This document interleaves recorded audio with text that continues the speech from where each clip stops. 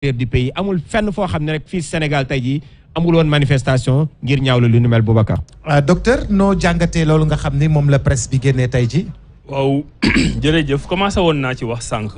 parce que li ñu fi gis ci fan yi passé rafetul ci dëkk boo xam ne dafa mel ni Sénégal presse moom la ñuy wax quatrième pouvoir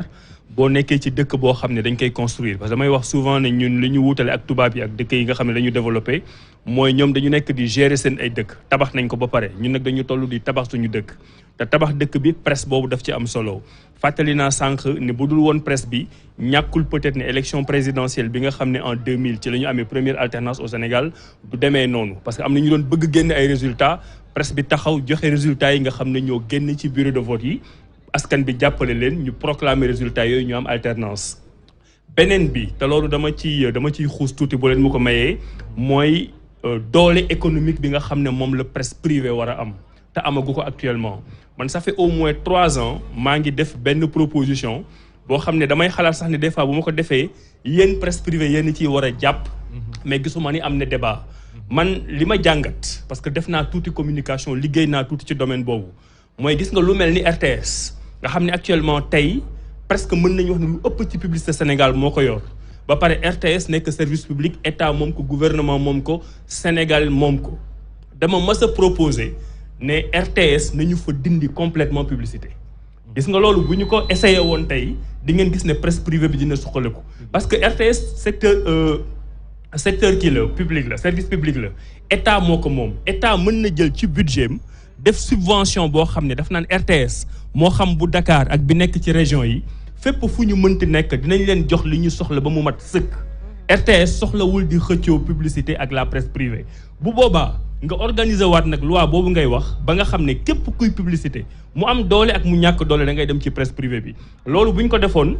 tey seen entreprise bi dina gën a am doole dina gën a am xaalis loolu ngeen di kaas yéen en tant que jeune journaliste ak reporter dina dañ parce que seen patron yi dinañ am loo leen di fayee te seen jeune journaliste yi nga xam ne dañuy génnee ci université yi dinañ am aussi lu ñu leen fayee donc c'est juste une question de modèle économique boo xam ne état moo mën jël décision boobu xam naa dinañ ci ñëwaat tuuti ci waxtaan bi muy presse ak lépp lu mu mënti doon dañ doon nekk ci dëkk boo xam ne loi yi war a tax secteur privé développé ci état lay jógee malheureusement nag état moo amul conscience boobu li ma leen di wax nii am na dëkk yoo xam ne expérimenté nañ ko fa mu marché tey RTS suñu RTS ñun ñëpp la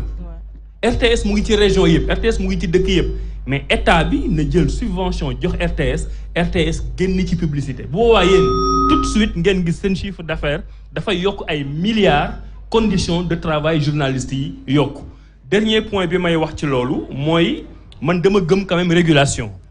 CNRA doxul peut-être na mu war a doxe toujours ma ciy profiter d'ailleurs pour rendre hommage benn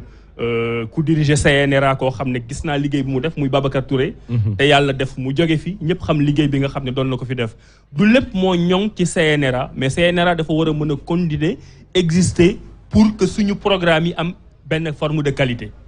tey ñu ngi jàll ci TNT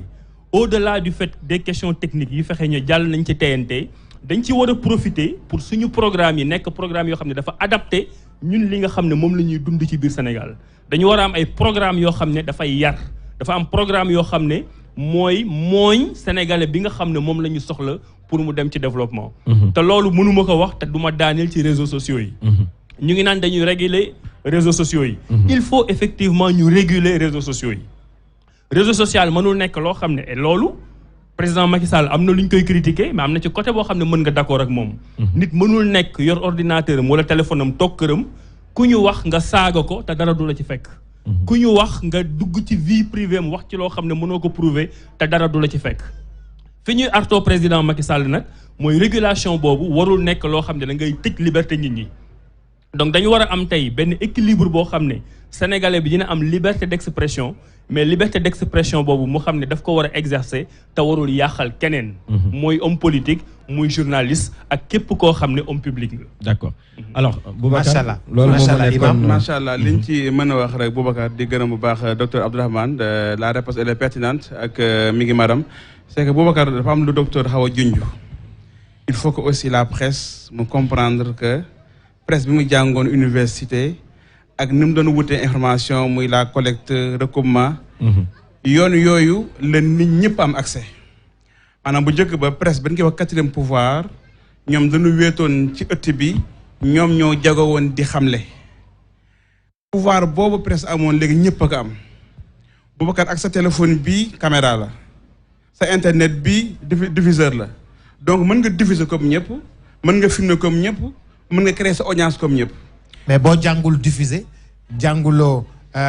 créer jànguloo loolu dafay doon problème. voilà léegi nag problème boobu na nan war a régler parce que problème moom mooy kan moo créé condition ni yow amuloo droit filmer sa téléphone bi boo ko moomee kan moo ne amoo droit filmer mbedd bi tant que pouvoir bi journaliste bi amoon moom ni jox nga ko pouvoir mu filmer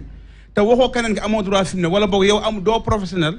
pour dëggal lool mais xoolal àdduna bi ñu yeewoo léegi Facebook moo ëpp doole ci wàllu presse laa wax de waxuma la côté réseaux sociaux de mais côté presse mooy Washington Post ak New York Times ñoom seen yenn information yi bu ñu bëggee mu siiw dañuy dem Facebook signé ak ñoom donc kon presse bi ñoom seen pouvoir les réseaux sociaux yi nangu maintenant environnement boobu c'est un peu dommage ah environnement boobu loolu moo tax dérive yi am parce que bu ñu xoolee réseaux sociaux yi mais ñoom ñooy taal adduna bi instant bi c'est pas la presse elle est responsable mais malheureusement ñëpp dañ jàppe pourquoi ñu naan les points com te da ngay wootee benn conférence de presse mi ngi madame xam na li may wax parce que dañu nekk ci terrain bi da ngay wootee benn conférence de presse mais point com ñooy ñëw bu ñu ñëw ñooy kii per jëm yi ay lan bubs point com yooxu leen point com saliru point sn ñoom ñooy ñëw fees dell ci la si léegi presse bi nga xamante ne moom indi na otoom indi na logoom mi ngi fay ay salaire kooku du gis fenn léegi pour man environnement boobu pour man mi ngi madame yéen tamit war ngeen am ful la pour assainir seen environnement bi c'est-à-dire créer ay conditions yoo xamante ni koo xam dégg naa ñun dañ bëgg wut benn carte de presse boo xamante ne bu officiel bu national la am rigueur ba nga xamante ne bu activité officielle amee ña say teew nan nekk ñoo xamante ne ñun accrédité la tant que ñi ngi bàyyi ñëpp tëggkatu sabar yi dañuy ñëw conférence de presse de waaw yow bëgg na ci dem mais Boubacar waaw en fait dafa am benn pàcc bi nga xam ne daf si wax léegi ma bëggoon si àddu mooy régulier bi nga xam ne docteur wax na si moom itam mu wax ko njiiti réew mi Macky Sall wax ko barki Demba Ndiaye muy le premier c'est-à-dire docteur solution bi dafa nekk si table wala si tiroiru njiiti réew mi Macky Sall ba noppi parce que député yi ñoo toog assemblée nationale daal di voté li nga xam ne moom mooy code de la presse mu doon li nga xam ni presse bi dañ cee xeex ay at amuñu ko 2017 lañ ko daal di voté mais ba tey jilee am na ay décret d'application yi nga xam ne si ñëwuñ ko parce que mënuñ ñoo topp ni da ngeen di assainir seen milieu alors que ki ñuy wax assainir leen moom moo téye code de la presse moom moo war a signer li nga xam moom mooy décret d'application yi maintenant bés bu ko defee nag après si lañ mun a joxañ dëgg-dëgg baaraamu tuuma parce que wax ngeen ko coronavirus ngeen koy xoolee coronavirus ñun ñëpp ay taskat xibaar lañ ñun ñëpp suñu xëyee ñun ak ñoom ñooy collecté ndoo jëlee ko ministère de la santé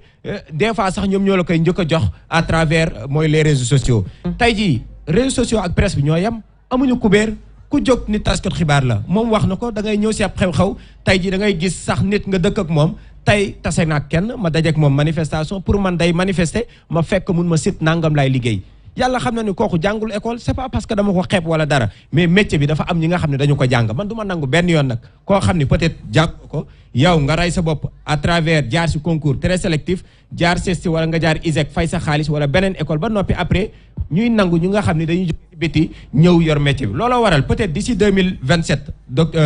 imam solution boobu dinañ ci am saafara parce que carte bi ngay wax noonu Daouda Mine moom moo ko jiitee